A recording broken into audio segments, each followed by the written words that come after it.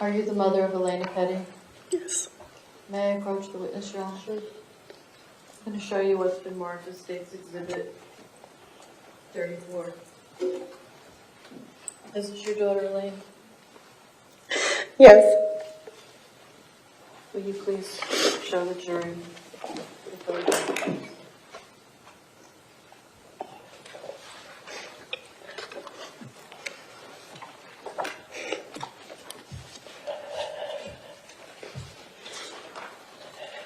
Mrs. Petty, did you prepare a statement that you can share with the jury today?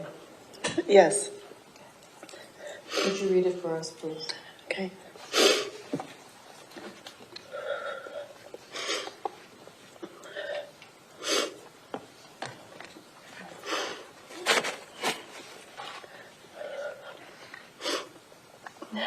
On February 14th, 2018, my heart stopped beating. Our fourth and youngest child, Alaina Petty, was taken back home to live with our Heavenly Father. Alaina was born in Seattle, in the Seattle, Washington area on August 22nd, 2003. She was the cutest little baby and was different from her older sister in the fact that she had brown hair and beautiful dark brown eyes. Alaina was definitely a mama's girl. She would always cling to me as a baby. My family members would say she looked like a little monkey because she always had her arms around my neck and she would grab onto my hair with both of her little hands. I never minded it though because she was my little buddy. Alaina loved doing things with me. She started cooking with me in the kitchen at about 3 years old. She loved helping me, and even when she was a teenager, she would walk through the kitchen and stop at the stove to stir whatever I was making for dinner. I remember one time when Alaina was about 12 years old, I was cutting something up for dinner and I accidentally cut my finger. I must have said ouch or something because Alaina asked if I was okay, and then she came over, got a Band-Aid out and fixed my finger for me. She was very sweet in that way and was always willing to help someone in need, especially her clumsy mom. Alaina had a lot of wonderful friends and loved doing things with them. One of her favorite things to do was stay at home and be with her family. She was kind of a homebody. My husband traveled a lot when our kids were little, and it took a few years for Alaina to warm up to her dad. When she was about 3 years old, she started loving being with her dad and thought he was the funniest guy around. When Alaina was little, I remember that she loved her big brother Ian. There's 8 years difference between them, but they would lay together on the floor and watch a TV show together. It was very sweet seeing how they were together. Alaina also loved her big sister Megan. Alaina wanted to do everything her big sister did, including wearing her clothes, which could be a source of contention sometimes. Megan told Alaina that if she would ask before she took her clothes, she would be okay with sharing them. Alaina always made sure to ask Megan before she borrowed anything again. She looked up to Megan and tried to respect her wishes. Megan is 5 years older than Alaina, and as they got older, they would watch the same TV shows and snuggle on the couch together. I love how much they actually liked each other and wanted to spend time together. Patrick is Alaina's second big brother and is about 3 years older than her. They had a rocky relationship for quite a while. Patrick, being the awesome big brother that he was, also enjoyed teasing Alaina a little more than he probably should have. Alaina was a bit feisty at times and didn't always respond to the teasing in the most appropriate ways. Patrick could definitely push her buttons. I remember one afternoon when Alaina was about 12 or 13 years old. She and Patrick had just come home from school, and she was telling me about something that had happened that day. Patrick made a comment and was teasing her again. Alaina just looked at Patrick, rolled her eyes, and said, "Ha ha, very funny." I was completely shocked and floored at her reaction. I told her that I was proud of her for not getting mad at Patrick and that she reacted in the perfect way to his comment. That was the day their relationship changed. They actually started to become friends. I know that Alaina looked up to Patrick when she was in the 8th grade and choosing her high school courses. She wanted to sign up for JROTC just like Patrick had. I was really surprised at that because she had never expressed interest in anything like that at all. JROTC was probably one of her favorite classes in her short time at high school. She made a lot of great friends and thoroughly enjoyed all the extracurricular activities associated with that class. Alaina was also involved with our church. We are members of the Church of Jesus Christ of Latter-day Saints. As a church, we are encouraged to do service for our neighbors in the community. After Hurricane Irma, many members of our church went to Everglades City to help clean up their homes that had been filled with mud and debris. Alaina went with her dad one weekend to help and loved being able to serve others and spend time with her friends. Alaina was a really good and loving person. She loved her friends, she loved her family, and most importantly, she loved God. I am heartbroken that I won't be able to watch her become the amazing young woman she was turning into. But in my grief, I know that Alaina is with our Heavenly Father right now, and I know that I will see her again in the next life, because we are an eternal family. Thank you for taking time to listen to a grieving mother. Thank you, Mrs. Petty. Good afternoon, Megan. Good afternoon. Megan, are you the sister of Alaina Petty? I am. And did you prepare a statement for I the did. court today? I did. Can you please read it to us? Yes.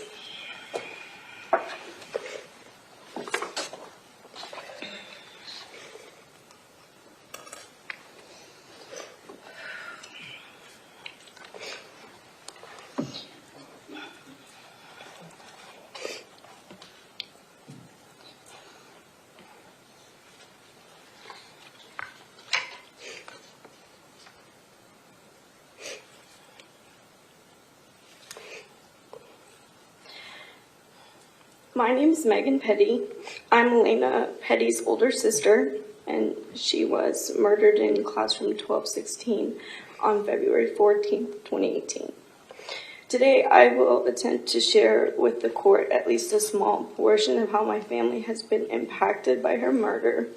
But as a disclaimer, I don't think the words exist to adequately describe the depth of pain, confusion, and anger that we deal with every single day. Alaina was 14 years old when she died. She went to school that day in her uniform for JROTC, which was a school program she loved. She was in her final class of the day when she died. I'd like to talk a little bit about who she was.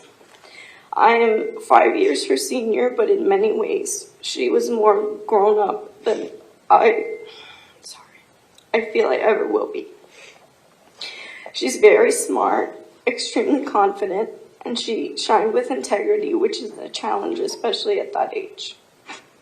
She was so generous and always willing to help out a friend, an outcast, or whoever she saw that was in need. I would have loved to see her grow up because I know that she would have been a blessing to the world.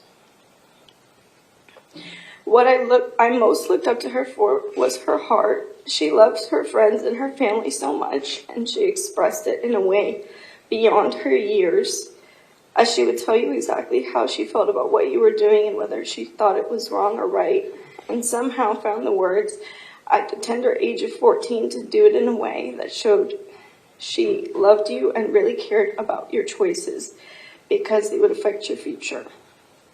I aspire to have that much pure love for others and the confidence to stick up for my beliefs no matter what someday, to be just like her.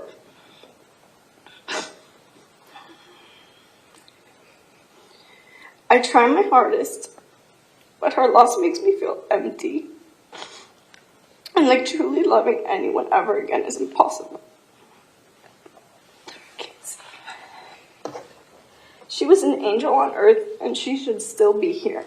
And this world has been robbed of a beautiful soul. 14 is too young to die. It causes me pain to know that she never got a chance to even truly live.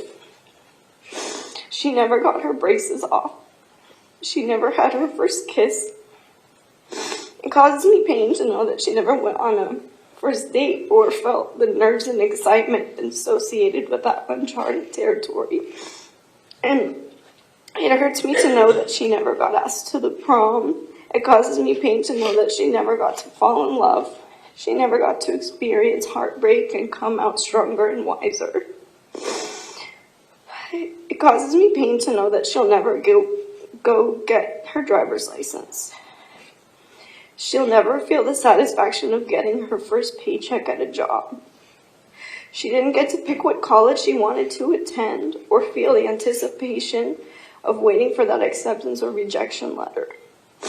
It causes me pain to know that she'll never get married or be able to have kids of her own.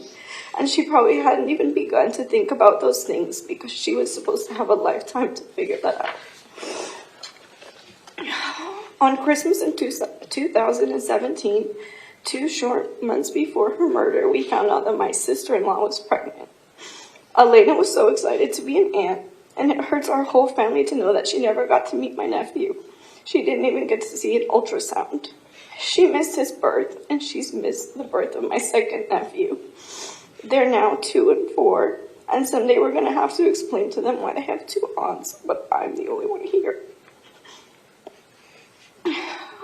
Alaina's death has left a hole in our family that was created before they were born, and this will affect us all forever, even if some of us weren't alive to feel the initial loss. How her death has impacted myself or our family is an unfair question. How am I supposed to explain that? It affects us all constantly, and in a way I don't even notice as I struggle to survive every day since February 14th. My parents are now empty nesters. They were supposed to have more years with a child at home, and they didn't get that. As much as they love myself and my 2 brothers, that aching void can't be filled by us.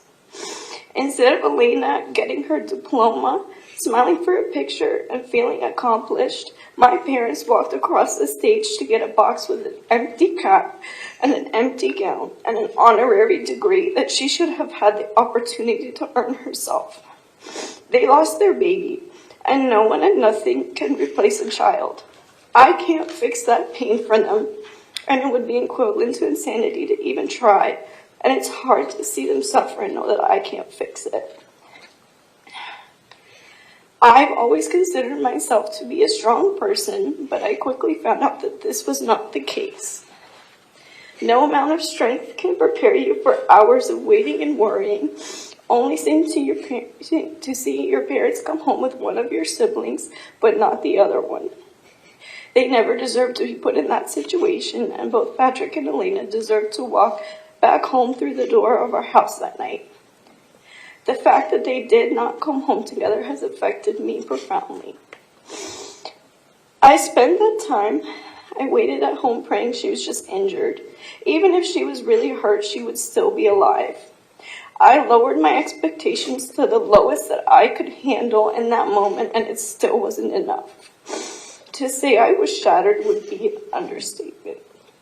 And the initial pain of finding out she was dead has been nothing compared to the pain of living without her. I keep waiting for her to walk through the door, even though we've moved houses, even though it's been 4 years, even though part of me knows she's not coming back, although the rest of me can't handle admitting that yet. I am still holding out the hope that this is all a nightmare or some horrible joke, that I'll wake up and she's back in our arms safe and sound, and this will all fade away. Instead of the reality of her death creeping up on me more and more each day. Her absence screams at me. Even when I'm focused on other things, knowing she is dead looms in the back of my mind at all times and in all places and with all people. The fact that she's dead is something that my mind can briefly acknowledge, but I will never understand why she is dead, so I try to just shut it out. Because I cannot emotionally comprehend that she is gone completely from this world. 4 years has not been long enough. 40 years will not be long enough. And 400 years would not be long enough. All I have left of her are pictures, videos, and texts. I reread them, and every time I do, I feel her presence and the life behind them disappear a little more. I should be making new memories with her, not begging her friends for stories about the things she did or said in the past. Even if she had gone to Mars, she'd be closer than she is now. I have a really hard time thinking about her. She's my sister, and thinking of a family member that I love hurts me. I unconsciously avoid it. I've dreamed of her twice in 4 years, and I didn't see her face in those dreams because my brain, even while asleep, knew that I'd be in too much pain. I can't hear her voice when I think of her anymore. I don't remember what it felt like to hug her, play with her, or even fight with her. I look at pictures of us together, and it feels like the two people in those photos are strangers. I know that as my life continues on, I'll remember her less and less instead of creating more memories with her and becoming closer. She used to sit on me when I laid on the couch trying to crush me, even though she was too skinny to make it even hard for me to breathe. I remember how warm I would get with her sitting on me, and I used to tell her that she was a great heated blanket. She was alive, warm, and present. Every time I think of her, I shouldn't have to cry and call out to the sky, hoping for even a twinkle of confirmation that she still exists out there somewhere. Thank you. Thank you, Ms. Petty.